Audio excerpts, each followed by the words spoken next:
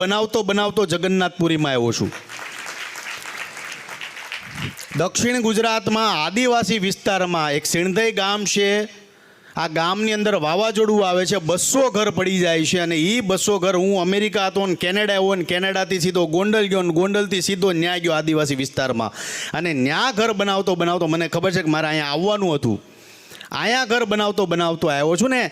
કહેવાય છે ને ઠાકુરજીનું સેટિંગ હોય છે કે ભાઈ તમે કોઈ પણ વસ્તુ કરતા હો તો એમાં દાદાનો આશીર્વાદ હોય છે કે આ તારે જ કરવાનું છે. એવું નથી જીવનમાં કરોડો રૂપિયા બધાને આપ્યા છે, પણ ઈશ્વર નિમિત્ત બનાવે છે કે આ કામ તારે જ કરવાનું છે, આ ઘર સભા તમારે જ કરવાની છે. બાકી બહુ અમારી જેવા કરોડો લોકો સમાજમાં પડ્યા છે જે અમારી કરતાં સારું કામ કરે છે, પણ અમને ઈશ્વરે નિમિત્ત બનાવ્યા છે.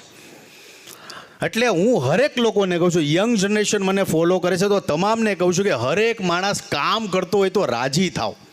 પણ આપણામાં ઈર્ષ્યાવૃત્તિ એટલી બધી આવી ગઈ, કોક કાંઈક આગળ વધતો હોય એટલે સીધા ચાલુ થઈ જાય. એ તો હવે એના બાપ ઉપર લેણું હતું 25 લાખનું.